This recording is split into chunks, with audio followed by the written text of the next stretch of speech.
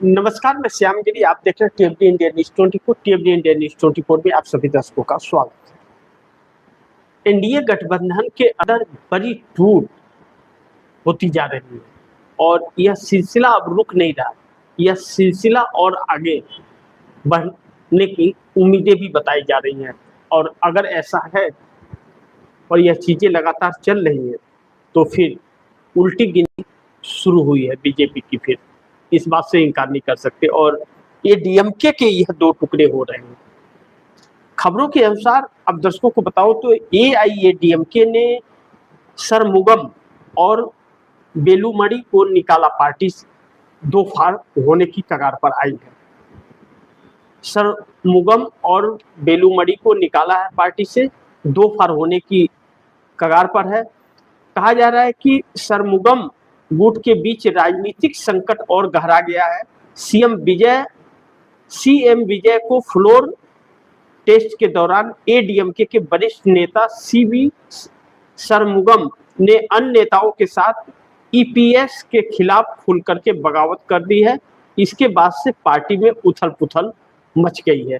आगे खबरों के अनुसार आप दर्शकों को बताऊं, द हिंदुस्तान के हवाले से खबर आ रही है कि व्हिप का उल्लंघन करने पर पलानीस्वामी को अयोग्य ठहराए सरमुगम।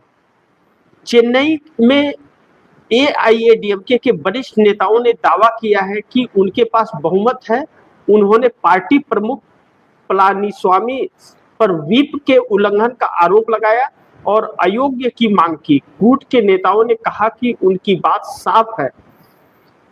यह चीजें अब जो तमिलनाडु में मामले और उलझ रहे हैं और बहुत बड़े मात्रा में टकराव हो चुका है और एडीएमके के कई टुकड़े होने की संभावनाएं बताई जा रही हैं।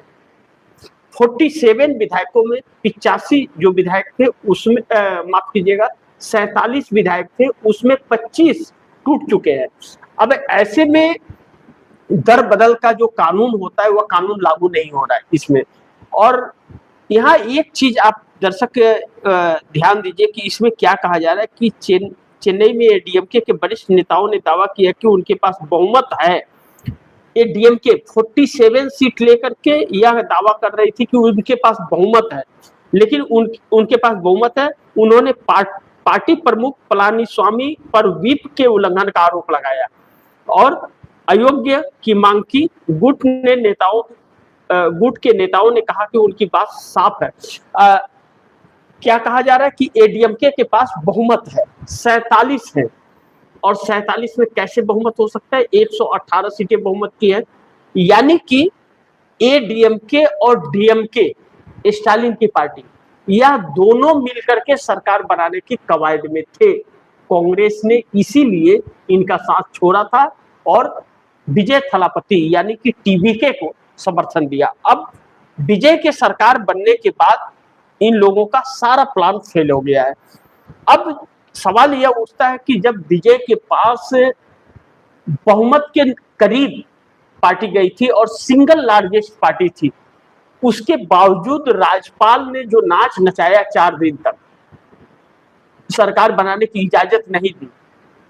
इसीलिए नहीं दी क्योंकि एडीएमके जो भारतीय जनता पार्टी की सहयोगी दल है, इसे डीएमके के साथ मिलकर के सरकार बनाने की चर्चा चल रही थी, जिसकी वजह से कांग्रेस ने भी साथ छोड़ा। स्टालिन कुछ भी कर ले, स्टालिन ने बहुत बड़ा धोखा किया इस देश के साथ। भले डिलिमिटेशन बिल में उन्होंने एक मुहिम चलाई और बिल पास नहीं हुआ, पूरा इंडिया गठबंधन एक साथ रहा, लेकिन स्टालिन ने सत्ता के लालच में डीएमके के साथ मिलकर यानी भाजपा के साथ मिलकर के खेल करने की कोशिश की, जिसके वजह से कांग्रेस ने उनका साथ छोड़ा। अब ऐसे में उन 25 सांसदों ने 25 विधायकों ने समर्थन दे दिया है, विजय को दे दिया। उनकी सरकार बहुमत साबित कर चुकी है। अब तो 6 महीने तक उनको कोई कुछ कर नहीं सकता। अब पार्टी से यह निकल रहे हैं और पार्टी से निकल गए 25 नेता निकल गए तो स्पीकर के पास इनकी सदस्यता को रद्द करने के लिए नोटिस किया हुआ है, लेकिन चूंकि वह 25 उनकी संख्या है और एडीएमके की टोटल सीटों की संख्या मात्र 47 है, ऐसे में नहीं हो सकता। लेकिन माहौल गर्म है और भी एडीएमके के बचे हुए कुछ और नेताओं में और भी नेता टूटने की कगार पर है। भारतीय जनता पार्टी से खपा है कि हमें डीएमके के साथ क्यों, डीएमके के साथ मिलकर के क्यों सत्ता, जबकि भारतीय जनता पार्टी का एक ही विधायक है, लेकिन भारतीय जनता पार्टी उस एक विधायक के जरिए सत्ता पर बैठना चाहती थी। इसके लिए एडीएमके के लोगों ने पार्टी छोड़ी। अब ऐसे में स्टालिन का क्या होगा, यह तो इंडिया गठबंधन फैसला करेगा, लेकिन इंडिया गठबंधन है कहां? अब कांग्रेस एकल चल रही है और कांग्रेस सारे मुद्दों को उठा रही है, लेकिन इस बीच बड़ी महत्वपूर्ण बिंदु एक जो है कि एनडीए में जो यह टूट हो रही है, हो गई है, यह बड़ी एक शुरुआत है, लेकिन अगला नंबर जो है यह नीतीश और नायडू का है। मैं बताता हूं आप दर्शकों को। अब ये डीएमके के हालात को देख करके चंद्रबाबू नायडू के लिए बहुत बड़े संकट उत्पन्न हो गए हैं। जिस तरह से ये डीएमके को निपटा दिया भारतीय जनता पार्टी के गलत नीतियों की वजह से ये डीएमके कई टुकड़ों में टूटने जा रहा है और 50% से अधिक लोग टूट गए। अब यह पार्टी का अस्तित्व, मुख्य कैडर जब खत्म हो जाएगा तो आपको प्रत्याशी कहां मिलेगा चुनाव लड़ने के लिए, किसे आप चुनाव लड़ाएंगे? तो ऐसे में एडीएमके खत्म हो रहा है। चंद्रबाबू नायडू जो, जैसा मैंने कहा, अगला नंबर नीतीश नायडू का है। तो मैं अगर नीतीश से शुरुआत करूं तो नीतीश के हालात क्या है? नीतीश के पास 85 विधायक और 12 सांसद रह करके भी किसी काम के नीतीश कुमार नहीं है, पूरी तरह से खत्म है। एक तरह से भारतीय जनता पार्टी ने उनके ऊपर शिकंजा कस रखा है। सोचिए, अपने सहयोगी दल के, और नीतीश कुमार इन सभी चीजों को देख रहे हैं जो उनकी पार्टी को ही रास नहीं आ रहा है। और नीतीश कुमार की पार्टी में जो 85 विधायक हैं उनमें से 68 विधायक, दैनिक भास्कर के रिपोर्ट के हवाले से बता रहा हूं, 68 विधायक जो हैं वह सम्राट चौधरी को सीएम ही नहीं बनाना चाहते थे, लेकिन नीतीश कुमार ने बनाया। अब नीतीश कुमार ने विश्वास तो जताया, लेकिन सम्राट चौधरी ने इन्हें धोखा दे दिया। क्या किया? इनके सारे फैसले को बदल दिया और इनकी कोई भी बात नहीं मानी जाती है। ऐसे में उन विधायकों में यह सवाल उठ रहा है कि आप एनडीए के साथ क्यों हैं? क्या मिल रहा है आपको एनडीए में? बदनामी के सिवा क्या मिल रहा है? तो अब नीतीश कुमार की पार्टी में भी जल्द से जल्द टूट होने की संभावनाएं बताई जा रही है। और भारतीय जनता पार्टी यही चाहती है कि नीतीश कुमार की पार्टी टूट जाए, कि बिहार में भाजपा का वजूद बन जाए, क्योंकि सीएम तो बन गया है, सत्ता आ ही गया है। और नीतीश कुमार के अगर 6-7 विधायक टूट करके भाजपा में आ गए तो भाजपा का 5 साल सत्ता बरकरार है। और नीतीश कुमार कितना भी कुछ कर ले, दर बदल कानून के द्वारा उन्हें लागू नहीं कराया जाएगा।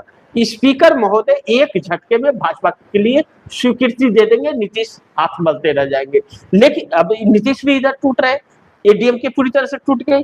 अब चंद्रबाबू नायडू के लिए संकट यह है कि अगर एडीएमके भाजपा की वजह से एडीएमके टूट गई, नीतीश भी भाजपा की वजह से ही टूटने के कगार पर है, तो ऐसे ही नौबत कहीं चंद्रबाबू नायडू पर नहीं आएगी।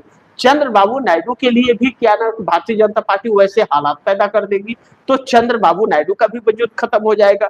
अब ऐसे में बड़ी महत्वपूर्ण है कि अब एनडीए गठबंधन कई टुकड़ों में बंटता हुआ नजर आ रहा है। आने वाले दिन में इसका असर पड़ेगा। लेकिन और महत्वपूर्ण बिंदु बजा कि आज जो खरमंडल मचा हुआ है बड़ी महत्वपूर्ण है। जो महंगाई हुई है आज, जैसा मैंने पिछले कार्यक्रम में आप दर्शकों को बताया, अब इसमें आप दर्शक यह देखिए कि अंतर्राष्ट्रीय बाजार में तेल का दाम जो था युद्ध से, अभी ईरान इजराइल के युद्ध के पहले 65 था, $65, $65 के बैरल था, और युद्ध के बाद 100 से $105, 100 से $105 इस वक्त है।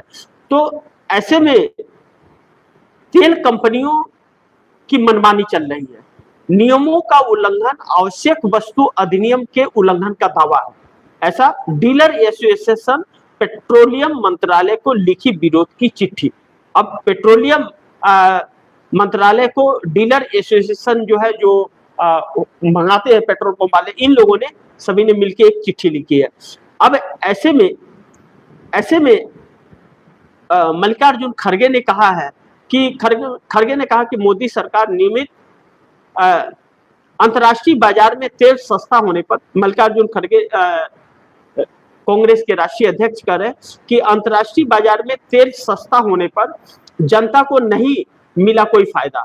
जब $65 था तो नहीं मिला, 105 है तो जनता के ऊपर लोड क्यों दे रहे हैं? उनके कहने का मतलब कह रहे हैं कि अंतर्राष्ट्रीय बाजार में तेल सस्ता होने पर जनता को क्यों नहीं मिला फायदा। 10 साल में टैक्स से वसूले 43 लाख करोड़, अब जनता पर बोझ क्यों? 10 सालों में 43 लाख करोड़ रुपया मोदी सरकार ने टैक्स बढ़ा बढ़ा करके लगाया। कच्चा तेल का रेट कम था तो कंपनियों पर टैक्स बढ़ा बढ़ा करके, पेट्रोल टैक्स बढ़ा बढ़ा करके वसूले। अब जब रेट बढ़ गया है तो उसका सारा बोझ जनता के ऊपर ठेल रही है। यह सरकार अपना टैक्स उतना ही ले रही है जितना पहले ले रही थी। अब ऐसे में सरकार अपना टैक्स कम नहीं कर रही है बल्कि टैक्स बढ़ा रही है। सस्ता तेल फिर भी जनता से को लूटा।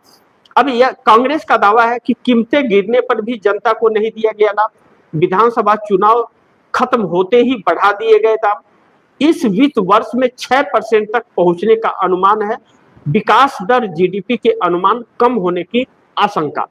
अब ऐसे यह सारी चीजें अब आगे